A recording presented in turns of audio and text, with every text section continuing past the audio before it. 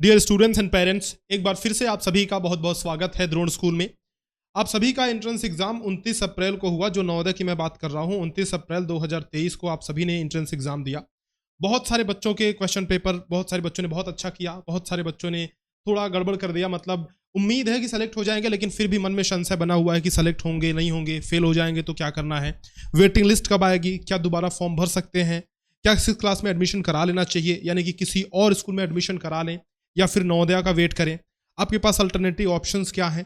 अगर आपको डॉक्यूमेंट्स बनवाने हैं तो अभी से कौन कौन से डॉक्यूमेंट्स बनवा के रख लें जो ज़रूरी डॉक्यूमेंट्स हैं। तो इन सभी चीज़ों के बारे में हम लोग इस वीडियो में डिस्कस करने वाले हैं बिल्कुल डिटेल से।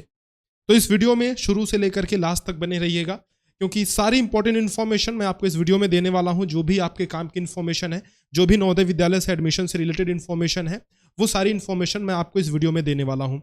कई गार्जियन क्या होता है कि सबसे पहले ही टीसी ले लेते हैं, यानी कि ट्रांसफर सर्टिफिकेट ले लेते हैं 5th क्लास का, जो कि अभी ज़रूरत है नहीं। उसके बाद फिर से एडमिशन कराने में उनको दिक्कत होती है अगर उनका बच्चा पास नहीं हुआ तो ये अभी आपको छोटी मोटी गलतियां हैं जो आपको अभी नहीं करनी है। ठीक है, स्टार्ट करते हैं। सबसे पहला ही कंफ्यूजन होता है कि वेटिंग लिस्ट कब आएगी। देखिए, वेटिंग लिस्ट के बारे में बताने से पहले एक चीज़ मैं आपको बता दूं कि अगर आप वेटिंग लिस्ट के बारे में सोच रहे हैं तो उसके बारे में जानकारी होनी चाहिए। वेटिंग लिस्ट होती क्या है, सबसे पहले तो मैं आपको बता दे रहा हूँ। आपको पता होगा कि किसी भी एक नवोदय विद्यालय में टोटल देयर आर 80 सीट्स, यानी कि गर्ल्स प्लस बॉयज़ ये दोनों का मिला करके 80 सीट्स होती हैं। ठीक है, अब मान लीजिए कि इन 80 सीटों के लिए एग्जाम हुआ, ठीक है, और फिर एक लिस्ट निकली, यानी कि मेरिट लिस्ट जो है निकली, जिसमें 80 लोगों का नाम था। अब इसमें बहुत सारे बच्चे ऐसे होंगे जो 80 में से छट जाएंगे, मतलब 80 से बाहर हो जाएंगे, मेरिट लिस्ट से बाहर हो जाएंगे। उनका कारण क्या है? पहला, डॉक्यूमेंट वेरिफिकेशन में वो फंस जाते हैं, यानी कि हो सकता है कि उनके डॉक्यूमेंट में कोई प्रॉब्लम हो सकता है कि वो ओवर एज हुए हो सकता है कि उन्होंने सेकेंड टाइम फॉर्म भरा हुआ हो। ठीक है, तो या फिर हो सकता है कि गार्जियन का एडमिशन दिलाने का मन ही ना हो, ये भी हो सकता है ना। तो ये सारे कारण हो सकते हैं जिसकी वजह से कुछ बच्चे इन 80 से बाहर हो जाते हैं, मतलब इस 80 वाली लिस्ट से बाहर हो जाते हैं। अब जैसे कि मान लीजिए कि 80 सीटों की ज़रूरत थी, 80 बच्चों की ज़रूरत थी। अभी इसमें से आप मान के चलो कि 5 लोग बाहर हो गए, तो यानी कि 75 सीट्स जो हुए वो कंप्लीटली फिल हुए, यानी कि 75 एडमिशंस हुए। बाकी 5 लोगों का क्या? यानी कि अब ये जो 5 बच्चे हैं ना, देखिए नवोदय विद्यालय का एक सीधा सा फंडा है कि जितनी भी सीटें हैं, कोई भी सीट वैकेंट नहीं होनी चाहिए, है ना। अगर 80 की कैपेसिटी है, किसी किसी नवोदय में 80 से कम सीट होती है, किसी किसी नवोदय में आप देखोगे कि जो अभी नए नवोदय बने हैं, जिनका नवनिर्माण हुआ है, उनका आप मान के चलो उनमें कहीं कहीं 40 सीट है, कहीं 50 भी है। ज़्यादातर नवोदय में 80 ही है। मतलब ये बहुत ही, मैं जो बता रहा हूँ ये एक्सेप्शनल कंडीशन है, मतलब 40 कहीं कहीं आपको देखने को मिलेगा, अधिकतर 80 ही मिलेगा। ठीक है, तो फंडा ये है कि भाई 80 की 80 सीटें सभी भरनी चाहिए ताकि प्रॉपर यूटिलाइजेशन हो सके रिसोर्सेस का। तो यानी इन 80 सीटों को भरने के लिए अब ये जो 5 बच्चे छोड़ करके गए हैं ना, यानी कि जो 5 बच्चे एलिजिबल नहीं है ना, उनके लिए वेटिंग लिस्ट निकाली जाएगी। उस वेटिंग लिस्ट में इन 5 बच्चों का नाम आएगा। अब वो कैसे नाम आएगा ये समझिए बात। जैसे कि 80 मान के चलिए कि आप 80 बच्चों की मेरिट लिस्ट बनी थी। Let's suppose this is the list. ये लिस्ट आप मान के चलिए 1 2 3 4 5 6 ऐसे करते करते इसमें 80 बच्चों का नाम था। ठीक है, अब इसके नीचे वाले जो 5 बच्चे रहेंगे उस लिस्ट में, 1 2 3 4 5, इनको उठा लिया जाएगा, इनके नाम को रिकमेंड किया जाएगा और फिर एडमिशन के लिए इनका नाम जो है नोटिस निकाल दिया जाएगा एडमिशन के लिए कि भाई ये बच्चे अब आए, क्योंकि हमारे पास 5 सीटें और खाली हैं तो एडमिशन करा लें। तो इन बच्चों के लिए रिकमेंडेशन होता है कब? जब ये पूरा 80 जो है, पूरे 80 सीटों का प्रोसेस कंप्लीट हो जाता है, जब एडमिशन कंप्लीट हो जाता है, यानी कि जो भी 80 बच्चे मेरिट लिस्ट में आए थे उनका डॉक्यूमेंट वेरिफिकेशन वगैरह सब कुछ हो जाता है, तब ये रिकमेंडेशन होता है, यानी कि तब जाकर के वेटिंग लिस्ट निकलती है। अब आप ये मानो कि नवोदय विद्यालय का जो रिजल्ट आएगा उसी को आने में अभी काफ़ी टाइम है, यानी आप मान के चलो कि जून जुलाई के आसपास ये रिजल्ट आने वाला है। ठीक है, अब जून में अगर मान के चलो कि एट द अर्लीस्ट अगर जून में ही रिजल्ट आ गया, तो जून के बाद भी आपके पास यही करीब मान लो कि 1.5 से 2 महीने का प्रोसेस पूरा लग जाता है एडमिशन में।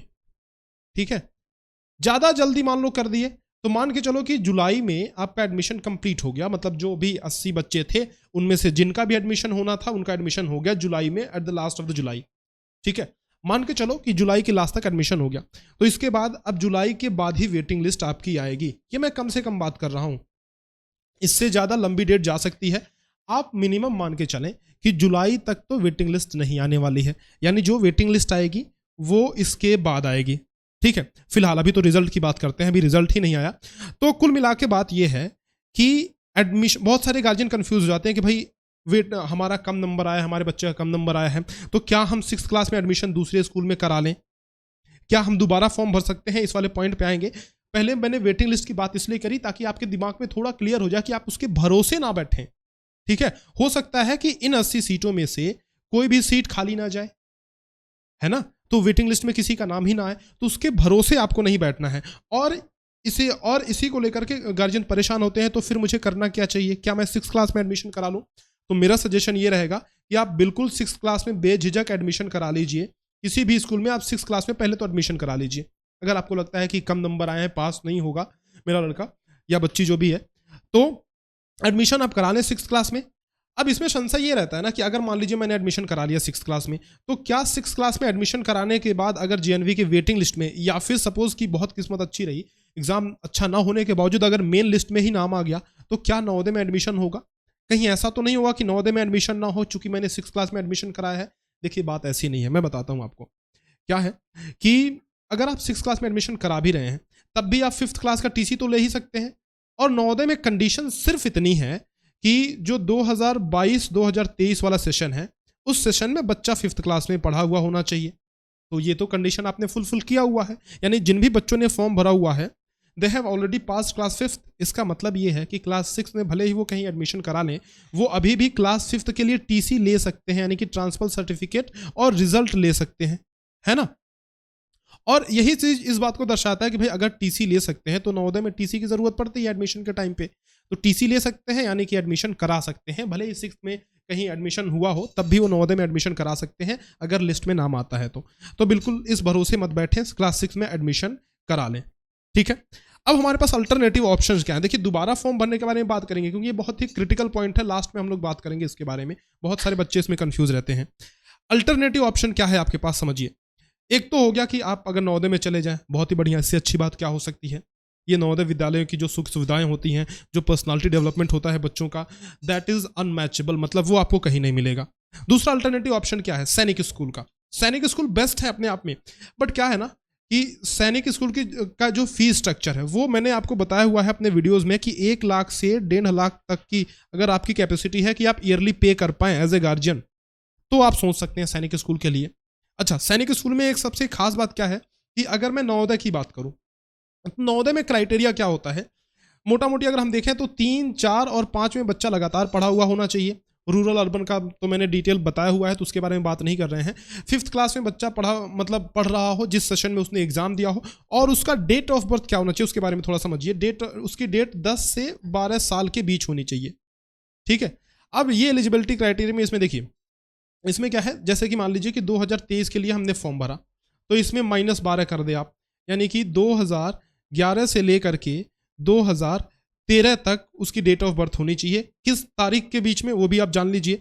देखिए इसमें क्या होता है, 1 मई 2011 से लेकर के और 30 अप्रैल 2013 के बीच में बच्चे की डेट ऑफ बर्थ होनी चाहिए। सिंपल बात है, ठीक है। तो इसमें 2 क्राइटेरिया एक साथ लागू होता है नवोदय वाले में, यानी कि 5th क्लास में बच्चा पढ़ा हो, that is the first condition, and the second criteria ये है कि डेट ऑफ बर्थ इसके बीच में होनी चाहिए। जबकि अगर मैं सैनिक स्कूल की बात करूं, तो सैनिक स्कूल में कोई जरूरी नहीं है कि 5th क्लास वाला बच्चा ही केवल फॉर्म भरे, क्योंकि सैनिक स्कूल में सिर्फ एक मतलब इस 5th के अलावा, जैसे नवोदय में अगर मैं बात करूं तो नवोदय में 6 वाले बच्चे फॉर्म नहीं भर सकते हैं, क्लियरली ये लिखा हुआ है। लेकिन सैनिक की अगर मैं बात करता हूं, तो सैनिक में बस बच्चा 5th पास हो, ऐसा कहीं नहीं लिखा है कि 6 वाले फॉर्म नहीं भर सकते हैं।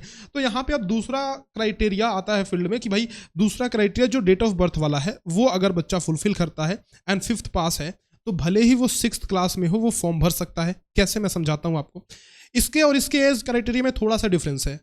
अगर मैं एज क्राइटेरिया की बात करूँ तो देखिए, मान लीजिए कि 2024 के लिए आप फॉर्म भरने जा रहे हैं, लेट सपोज एग्जांपल लेते हैं 2024 का। 2024 में से 12 घटा दीजिए, यानी कि 2012 से लेकर के 2010 तक का डेट ऑफ बर्थ होना चाहिए। ठीक है, 2010 नहीं 2014 तक का ठीक है, तो 2014 तक का डेट ऑफ बर्थ होना चाहिए।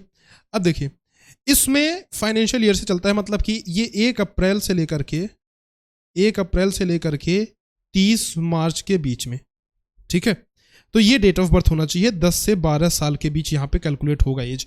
अब देखिए थोड़ा सा जरा सा अंतर है कि 10 से 12 साल के बीच यहाँ भी है, यानी कि 2 साल का जो गैप है ना, 2 साल का टाइम गैप यहाँ पे भी है और यहाँ पे भी 2 साल का है, लेकिन थोड़ा सा डेट में अंतर है, तो डेट आप चेक कर लीजिएगा। तो अगर आप समझिए कि अगर आपका बच्चा इस टाइम फ्रेम में पैदा हुआ, मतलब इस ड्यूरेशन में पैदा हुआ है, डेट ऑफ बर्थ उसकी ये है, तो वो एलिजिबल है सैनिक स्कूल के फॉर्म भरने के लिए, भले ही वो 6th क्लास में हो तो क्या हुआ, ठीक है।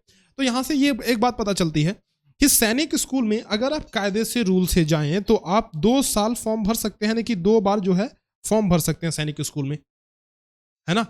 अगर आपका डेट ऑफ बर्थ इस बीच लाई करता है तो आप 2 बार फॉर्म भर सकते हैं, कोई दिक्कत वाली बात नहीं है। तो सबसे पहला अच्छा, सबसे बेहतर विकल्प, अगर आप एक सक्षम गार्जियन है तो सबसे बेहतर जो विकल्प है वो है सैनिक स्कूल। इसके अलावा मैं आपको बता दूं, सिमुलतला का आप देख सकते हैं, RIMC का देख सकते हैं, RMS का देख सकते हैं, ठीक है, विद्या ज्ञान का देख सकते हैं। तो ये जो सारे स्कूल्स मैं बता रहा हूँ, they are best in themselves, ठीक है। तो ये सारे बहुत अच्छे स्कूल हैं, तो इनके बारे में भी मैंने वीडियो बना रखा है, और आप कहेंगे तो मैं और भी वीडियोस आपके लिए बना दूंगा। एक बार कमेंट सेक्शन में जरूर से लिखिएगा, आपको जिस भी स्कूल के बारे में इन्फॉर्मेशन चाहिए तो इस बारे में मैं वीडियो बना करके आपको बता दूंगा, अच्छे से बिल्कुल गाइड कर दूंगा, ठीक है। तो ये ऑप्शंस आपके पास हैं। और दूसरा मैं तो ये कहता हूं कि भाई आप वेट ना कीजिए, आप 6th क्लास में एडमिशन करा लीजिए अपने बच्चे का। अगर आपको लगता है कि कम नंबर आ रहे हैं, नहीं हो पाएगा, तो एडमिशन करा लीजिए, ठीक है। Now let's come to the documents. ये वाला पॉइंट लास्ट में डिस्कस करेंगे, नवोदय में फॉर्म भरने वाला, क्योंकि बहुत सारे बच्चे इसमें गलती करते हैं, इसमें डाउट रहता है। डॉक्यूमेंट्स जो है मैं बताऊं, अगर आपको डॉक्यूमेंट्स बनवाने हैं, आपको लगता है कि भाई पास हो सकता है, चांसेस हैं, या फिर नहीं भी अगर पास होगा ना, तब भी आप डॉक्यूमेंट्स 2-3 जो डॉक्यूमेंट्स हैं वो आप बनवा लीजिए, उसमें कोई दिक्कत नहीं है। जैसे कि मान लीजिए TC तो आपको बनवाना नहीं है अभी, आप एक काम कर सकते हैं, 5th का रिजल्ट तो लेकर के रख लीजिए। दूसरी बात यह है कि रेसिडेंस सर्टिफिकेट, ये और भी एग्जाम में काम आ ही जाता है, तो ये बना हुआ रहेगा तो कोई दिक्कत तो है नहीं। रेसिडेंस सर्टिफिकेट यानी कि आवास या निवास प्रमाण पत्र, आवास प्रमाण पत्र इसको बोलते हैं, तो ये बनवा के रख लीजिए। तीसरा जो होता है ये इनकम सर्टिफिकेट, इनकम सर्टिफिकेट ये जो होता है ये पेरेंट का बनता है, यानी कि गार्जियन का बनता है, भाई बच्चा तो कमा नहीं रहा है ना। और चौथा जो होता है वो आपका कास्ट सर्टिफिकेट, यानी कि जाति प्रमाण पत्र। तो ये चीज़ें आप बनवा के रख लें, यानी कि अगर आप पास होते हो नवोदय में तो बहुत अच्छी बात है, नहीं भी पास होते हो तो कहीं ना कहीं ये चीज़ें आगे यूज होती हैं, तो इसीलिए इसको बनवा के रख लें, ठीक है। नाउ लेट्स टॉक अबाउट और लास्ट पॉइंट, यानी कि क्या हम दोबारा फॉर्म भर सकते हैं, क्या हम लोग दोबारा एलिजिबल हैं, सेकेंड टाइम नवोदय विद्यालय के लिए एलिजिबल है फॉर्म भरने में। तो देखिए मैं आपको समझाता हूँ क्या होता था कि अभी से पहले, जैसे ये वाला सेशन आपने एग्जाम दिया, 2023 का एग्जाम दिया, इससे पहले बहुत सारे लोग मतलब इसमें अपना जुगाड़ चला लेते थे, मतलब भर देते थे फॉर्म किसी तरीके से। लेकिन इस बार जो है रूल्स इतने ज़्यादा स्ट्रिक्ट हो गए हैं कि आपका आधार कार्ड लगता है, आपका आधार कार्ड लगता है, साथ ही साथ अगर आप मान लीजिए दूसरे नवोदय में फॉर्म भरना भी चाहें तो भी नहीं भर सकते हैं। क्यों नहीं भर सकते हैं? क्योंकि जिस जिले में आप पढ़े हैं, जिस डिस्ट्रिक्ट में आप पढ़े हैं, उसी डिस्ट्रिक्ट में नवोदय होना चाहिए, उसी सेम डिस्ट्रिक्ट में नवोदय होना चाहिए, और सेम डिस्ट्रिक्ट में आपके फादर का रेसिडेंस भी होना चाहिए, मतलब बच्चे के फादर का रेसिडेंस भी होना चाहिए। तो यानी कि कुल मिला के बात ये है ना कि ये जो इस बार रूल्स एंड रेगुलेशंस लाए गए हैं वो काफ़ी ज़्यादा स्ट्रिक्ट हो गए हैं, और अगर आप सेकेंड टाइम फॉर्म भरते भी हैं तो ये आप प्रॉब्लम में फंस सकते हैं, है ना। रूल्स को आपको ब्रेक नहीं करना है। मेरा हमेशा सजेशन रहेगा कि ठीक है, नवोदय सब कुछ नहीं है। अगर आप नवोदय में नहीं हुए, आप हो सकता है कि कहीं और अच्छे स्कूल में हो जाएं, हो सकता है कि आप सैनिक में हो जाएं, हो सकता है कि आप RIMC में हो जाएं, RMS में हो जाएं।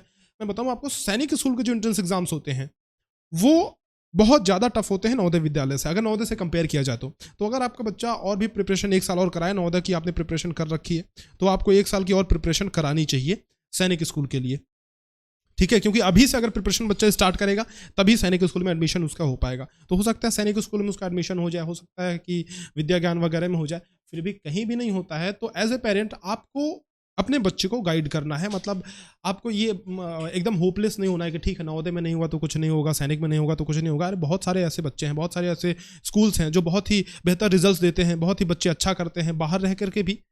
बात होती है परवरिश की। एज ए पेरेंट अगर आप अच्छी परवरिश करेंगे, अच्छा गाइड करेंगे, अच्छे दोस्तों का साथ बच्चों का होगा, तो जाहिर सी बात है बच्चे ग्रो करेंगे, अच्छा करेंगे, लाइफ में अच्छा करेंगे। तो नवोदय और सैनिक ही सब कुछ नहीं है, आपको होप नहीं खोना है, ठीक है। अगर नहीं हुआ तो बहुत अच्छी बात है, नहीं हुआ तब भी कोई दिक्कत वाली ऐसी बात नहीं है। बच्चों को गाइड करते रहिए लगातार, और हमसे जुड़े रहिए। चैनल को एक बार सब्सक्राइब कर लीजिएगा ताकि हम लोग जो है किसी भी इस संबंध में आपको गाइड करते रहें। अगर आपको कोई जानकारी चाहिए नवोदय विद्यालय से रिलेटेड, सैनिक से रिलेटेड और भी स्कूल एंट्रेंस एग्जाम से रिलेटेड, तो हम लोग गाइड करते रहें आपको। दूसरी बात यह है कि अगर आप सैनिक स्कूल की तैयारी करवाना चाहते हैं अपने बच्चे का, अगले साल के लिए सैनिक स्कूल की तैयारी करवाना चाहते हैं, तो द्रोण स्कूल का ऐप आप प्ले स्टोर से डाउनलोड कर लीजिएगा। प्ले स्टोर से द्रोण स्कूल का ऐप डाउनलोड करने के बाद आप वहाँ पे देखेंगे कि बहुत सारे कोर्सेज हमारे लिस्टेड है। जेएनवी के लिए यानी कि नवोदय के लिए भी, जेएनवी एसटी में नवोदय विद्यालय का एग्जाम का अगर नाम बताऊँ तो AISSEE यानी कि सैनिक स्कूल, ऑल इंडिया सैनिक स्कूल एंट्रेंस एग्जामिनेशन के लिए भी, इन दोनों एग्जाम्स के लिए हमारे ऐप के अंदर बैचेस चल रहे हैं। एक नया बैच हमने अभी स्टार्ट किया है नवोदय के लिए, जिसका नाम है नवोदय अल्फा बैच। उसके बारे में मैं आपको बताऊं कि नवोदय अल्फा बैच अगर आप 15 मई से पहले पहले इनरोल करते हैं तो आपको विशेष छूट दी जा रही है। 15 मई से चूंकि बैच हमारा स्टार्ट हो रहा है, जो स्टार्टिंग टाइम है, जो स्टार्टिंग डेट है बैच का, वो है 15 मई। तो 15 मई से पहले अगर इनरोल करते हैं तो विशेष छूट आपको दी जा रही है। Make sure you enrol in the batch if you are preparing for Navodaya Vidyalaya entrance examination, या फिर आपके कोई दोस्त प्रिपेयर कर रहे हैं तो जरूर से रिकमेंड करें। सैनिक स्कूल के प्रिपरेशन कर रहे हैं तो उसके लिए हमारा सैनिक अल्फा बैच है, तो एक बार जरूर से इस बैच को देखें। बहुत सारे फ्री मटेरियल भी इसमें अवेलेबल हैं, तो कम से कम एक बार जाइए, आप देखिए कि आपके लिए अगर सुटेबल है तो जरूर से इसमें इनरोल कीजिए। And we promise the best, मतलब जितना प्रॉमिस करते हैं उतना तो देते ही हैं, साथ ही एक्स्ट्रा भी चीज़ें हम लोग आपको प्रोवाइड कर देते हैं। ठीक है, आपको इसमें वीडियो लेक्चर्स मिलेंगे, आपको इसमें प्रैक्टिस मटेरियल मिलेंगे, यानी कि डेली प्रैक्टिस प्रॉब्लम जिसको आप सॉल्व करेंगे। आपके लिए टेलीग्राम ग्रुप बनाया जाएगा ताकि आप अच्छे से डिस्कस करके जो भी डाउट्स आता है वो क्लियर कर लें। ठीक है, वीकली टेस्ट यानी कि चैप्टर टेस्ट आपका लिया जाता है ताकि आपने जो भी पढ़ा, जो भी समझा, उसका एक बार एनालिसिस किया जा सके। तो ये सारे फीचर्स अवेलेबल हैं। अगर ज़्यादा जानकारी आप चाहते हैं तो ध्यान रखिएगा, हमारा हेल्पलाइन नंबर है 6260388361। Make sure you call on this number, that is 6260388361, or you can WhatsApp or you can text us on this number 6260388361। ये हमारा हेल्पलाइन नंबर है। किसी भी बैच के बारे में जानकारी चाहिए तो आप जरूर से इस नंबर पे कॉल करें, पूरी सहायता आपकी की जाएगी। कोई भी टेक्निकल प्रॉब्लम आ रही है, बैच में एनरोल नहीं हो पा रहे हैं, टेस्ट वगैरह में कोई प्रॉब्लम आ रही है, तो यही एक हमारा नंबर है 6260388361। इस पर एनरोल करके, इस पर कॉल करके जानकारी लीजिए। और 15 मई से पहले पहले अगर आप नवोदय के लिए टारगेट कर रहे हैं, नवोदय 2024 के लिए, तो make sure you enrol before 15 May in order to get the discount जो हम लोग दे रहे हैं अपने बच्चों को। 200 रुपये की विशेष छूट दी जा रही है, जो कि है 1799 रुपये के अंदर अंदर आपको मिलेगा पूरे 1.5 साल का एक्सेस, यानी कि 100 रुपये पर मंथ से कम की फीस आपसे ली जाएगी। 100 रुपये पर मंथ, ये मंथली बात हो रही है, तो 100 रुपये पर मंथ। आप सोचिए कि 100 रुपये में क्या ही मिलता है। तो जरूर से इस नंबर पे कॉल करें ज़्यादा जानकारी के लिए। बाकी अगर आपके कोई डाउट्स रह गए हो नवोदय विद्यालय से रिलेटेड, सैनिक से रिलेटेड, मेक श्योर आप कमेंट सेक्शन में लिखें, क्योंकि हम जो है रिप्लाई करने की कोशिश करते हैं। और अगर कोई बहुत ही अच्छा सवाल हुआ, कोई बहुत जेन्युइन सवाल हुआ, तो उस पर अलग से एक्सप्लेनेशन वीडियो भी बना देंगे। ठीक है, बाकी मिलते हैं आपसे नेक्स्ट वीडियो में। तब तक के लिए वीडियो को लाइक कर दीजिएगा, अपने दोस्तों के साथ शेयर कीजिएगा, एंड अभी तक अगर चैनल को सब्सक्राइब नहीं किया है तो चैनल को सब्सक्राइब करके ही जाना। मिलते हैं आपसे नेक्स्ट वीडियो में, तब तक के लिए अलविदा, धन्यवाद।